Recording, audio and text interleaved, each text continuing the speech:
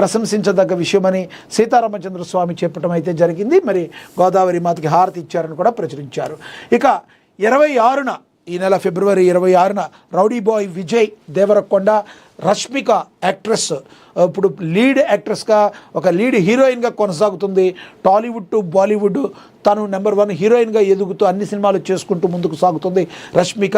మరి రష్మిక వివాహం ఉదయపూర్లోని ప్యాలెస్లో పెళ్లి వేడుకని టాలీవుడ్ ప్రేమ జంట విజయ్ దేవరకొండ రష్మిక ముందున్న పెళ్లి పెట్టెలు ఎక్కబోతున్నారు.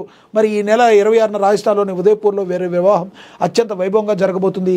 ఉదయపూర్లోని ప్యాలెస్లో ఇరువురు కుటుంబ సభ్యులు అత్యంత సన్నిహితుల సమక్షంలో వివాహం జరగనుంది. చాలా కాలంగా ప్రేమలో ఉన్న వీరు చివరకు కుటుంబ పెద్దల అంగీకారంతో పెళ్లిపీటలు ఎక్కబోతున్నారు. ఉదయపూర్లో వివాహ అనంతరం ప్రముఖుల కోసం హైదరాబాద్లో రిసెప్షన్ ఏర్పాటు చేసే అవకాశం ఉన్నట్టుగా తెలుస్తుంది. తెలంగాణ ముఖ్యమంత్రి రేవంత్ రెడ్డిని విజయ్ కలిశాడు. హైదరాబాద్లోని రేవంత్ నివాసానికి వెళ్లి స్వయంగా వెళ్లి పత్రికను అందించాడు. తన పెళ్లికి రావాలని ఆహ్వానించాడు. ఈ సందర్భంగా విజయ్ దేవరకొండకు ముఖ్యమంత్రి ముందస్తు శుభాకాంక్షలు అయితే తెలిపారు. మధ్యలో వీళ్ళు ఏమీ మాట్లాడకపోయినప్పటికీ కూడా ఆఖరికి మరి లవ్ బర్డ్స్గా పేరున్న విజయ్ దేవరకొండ రష్మిక పెళ్ళి అయితే జరగబోతుంది. నెల 26న జరగబోతుందని కూడా మరి చెప్పారు. ఇక 10 కోట్లు పెట్టినా రాదు, సోషల్ మీడియా ఎక్కడ చూసినా మృణాల్ ఠాకూర్ పెళ్లి వార్తలే. మరి వ్యాలంటైన్స్ డే ప్రేమికుల రోజు మృణాల్ కపూర్ హీరో ధనుష్ను పెళ్ళాడిపోతుంది తెగ ప్రచారం చేసి అందులో ఏమాత్రం నిజం లేదని చెప్పినా ఎవరు నమ్మలేదు. చివరకు వాలంటైన్స్ డే రోజు చడి చప్పుడు లేకపోయినా ఇదంతా గాలి ప్రచారమే అని కూడా తేలిపోయింది అని కూడా ప్రచురించారు. ఓవరాల్గా మరి మహాదినపత్రికలో ప్రచురించింది అయితే చూసాం. ఇక ఆంధ్రజ్యోతి చూద్దాం. ఆంధ్రజ్యోతిలో ఏం ప్రచురించారో చూద్దాం. ఇంజక్షన్లతో బీపీకి చెక్ ఏడాదికి 2 సార్లు చేయించుకుంటే చాలు. మరి శాస్త్రవేత్తల పరిశోధనలో సత్ఫలితాలు ల్యాన్సెట్ చెప్పారు. ఇక న్యూఢిల్లీ ఫిబ్రవరి 15న రక్తపోటు బీపీ నియంత్రణకు ఇక రోజు మాత్రలు వేసుకోవాల్సిన అవసరం లేదు, ఉండకపోవచ్చు. ఏడాదికి 2 ఇంజక్షన్లు చేయించుకుంటే చాలు. ఇవి సమీప భవిష్యత్తులో అందుబాటులోకి వచ్చే అవకాశం ఉంది. ఈ దిశగా శాస్త్రవేత్తల పరిశోధనలు సత్ఫలితాలు ఇస్తున్నాయని ప్రముఖ మెడికల్ జర్నలిస్ట్ ల్యాన్సెట్ ఓ వ్యాసం ప్రచురించింది. దాని ప్రకారం అమెరికాకు చెందిన రోచి అండ్ ఆల్నిలమ్ ఫార్మాస్యూటికల్ ఆర్ఎన్ఏ మరి టెక్నాలజీతో జిలెబెరెసిరన్ అనే ఇంజెక్షన్ అభివృద్ధి చేస్తుంది. ప్రస్తుతం 3వ దశ ట్రయల్స్లో ఉంది. ఇది బీపీకి ప్రధాన కారణమైన కాలేయం నుంచి ఉత్పత్తి అయ్యే యాంజియోటెన్సినోజన్ అనే ప్రోటీన్కు అడ్డుకట్ట వేస్తుంది. ఇది 6 నెలల పాటు ప్రభావవంతంగా పనిచేస్తున్నట్టు పరిశోధనలో గుర్తించారు. మరి ఎప్పటికప్పుడు బీపీ ట్యాబ్లెట్ రోజు వేసుకునే వాళ్ళందరికీ కూడా ఇది ఒక నిరంతరం వేసుకోవడం వాళ్ళకి ఇబ్బందిగా ఉంటుంది. అలా కాకుండా మరి ఆ ఇంజెక్షన్ని సంవత్సరానికి 2 సార్లు చేయించుకుంటే మరి బీపీ కంట్రోల్లో ఉండే అవకాశం ఉంది. రానున్న రోజులు ఇప్పటికైతే అందుబాటులో లేదు, రానున్న రోజుల్లో అది వస్తుంది అని చెప్పి చెప్పడం అయితే జరిగింది. ఇక war one side. T20 world కప్లో భారత్ చేతిలో పాక్ చిత్తు, బ్యాట్తో ఇషాంత్ తాండవం, సూపర్ 8కు సూర్య సేన అని చెప్పి కూడా ప్రచురించారు. మనం మాట్లాడుకున్నాం ఆల్రెడీ. ఇక జగన్ హయాంలో అడ్డగోలుగా దోపిడీ జరిగిందని 100 కోట్లకు విలువైన 16,000 టన్నుల స్టీల్కు తుప్పు పట్టిందని కూడా ప్రచురించారు. పేదల ఇళ్ల నిర్మాణం పేరిట ఎన్నో అక్రమాలకు మార్కెట్ కంటే అధిక ధరకు స్టీల్ కొనుగోలు చేశారు.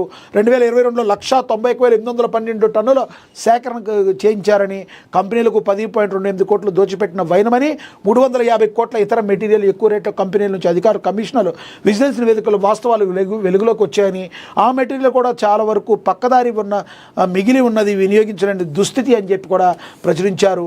మరి ఇదే కన్నా నిజమైతే సంబంధిత అధికారులపై చర్యలు తీసుకోవడం అయితే పక్కాగా కనబడుతుంది. ఇక మంత్రి నాదెండ్ల మనోహర్ నుంచి పార్టీ సభ్యత్వాన్ని అందుకుంటున్న పవన్ కార్యకర్త కష్టాన్ని గుర్తిద్దాం, పార్టీకి 1,00,000 మెదళ్లను కదిలించే వాళ్ళు కావాలి. జనసేన పార్టీ భావజాలం చాలా బలీయమైనది. జనసేన ఏ ప్రాంతానికో పరిమితం కాదు. అందుకే తమిళనాడు, కర్ణాటక నుంచి ఆహ్వానం.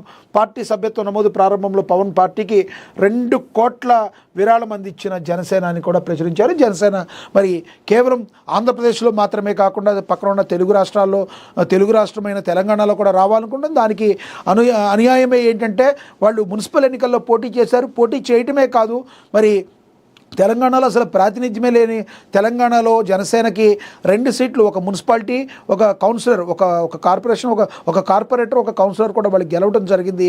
మరి రానున్న రోజుల్లో ఇది ఒక చిన్న ఆశావాద దృక్పథంగా తెలంగాణలో వాళ్ళ పార్టీకి అయితే కనబడుతుంది. ఇక పెద్దగా ఆలోచించాలి అందరూ కూడా. మరి పవన్ కళ్యాణ్ ఒక కీలక నిర్ణయం అయితే తీసుకున్నారు. ఇప్పుడు చాలామంది ఆయనతో ఒక ఫోటో దిగాలనుకుంటారు. ఆ ఫోటో దిగే వాళ్ళందరికీ కూడా ఒక మూడుగా ఆయన్ని దగ్గరికి వెళ్ళాలంటే ముందు ఎవరో ఒకళ్ళు లోపల ఏదో ఒక మంచి పని చేయాలి, మరి ఆ మంచి పని చేసిన వాళ్ళకి కొన్ని కార్డులు అయితే ఇవ్వటం జరుగుతుంది, తద్వారా ఆయన ఫోటో ఇవ్వటం కూడా అనేది కూడా మరి ఆ టైప్లో కూడా ఆలోచిస్తున్నారు. ఒక రకంగా చెప్పాలంటే సమాజంలో మంచిని చేకూర్చడానికి పవన్ కళ్యాణ్ వేస్తున్న అడుగులు ఒక టార్చ్ బేరర్ లాగా ఉంటాయంటంలో ఎటువంటి సందేహం లేదు. చూడాలి మరి ఎటువంటి ప్రకంపనలు రానున్న రోజుల్లో జనసేనాని సృష్టించబోతున్నారో మనకి కొన్ని రోజుల తర్వాత తెలిసే అవకాశం అయితే ఉంటుంది, కొన్ని నెలల తర్వాత తెలిసే అవకాశం అయితే ఉంటుంది. ఇక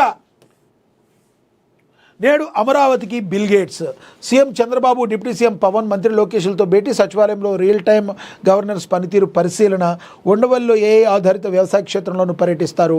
మరి మనకు తెలుసు చంద్రబాబు గతంలో ఉమ్మడి ఆంధ్రప్రదేశ్ టైంలో కూడా బిల్ గేట్స్ ఆయన రావడం, ఆయన కలవడం, ఇక్కడ ఒక రకంగా సాఫ్ట్వేర్స్ డెవలప్మెంట్ చేసి సాఫ్ట్వేర్ కంపెనీలకి ఆజ్యం పోయటంలో తాను ఎప్పుడు అగ్రగణ్యంగానే చెప్పుకుంటూ ఉంటారు. మరి చంద్రబాబు జరిగిన విషయం కూడా కొంతవరకు దాన్ని మనం యాక్సెప్టబుల్ చేయవచ్చు. చూడాలి మరి ఆంధ్రప్రదేశ్ అభివృద్ధికి ఏ రకంగా మరి బిల్ గేట్స్ రాకతో ఏ రకంగా మరి కొన్ని కమిట్మెంట్స్ ఉండబోతున్నాయి అనేది మరి బిల్ గేట్స్ యొక్క రాక మీద ఆధారపడి ఉంటుంది. ఏం చెప్తారో చూడాలి. శక్తితోనే సాధించాం వాణిజ్య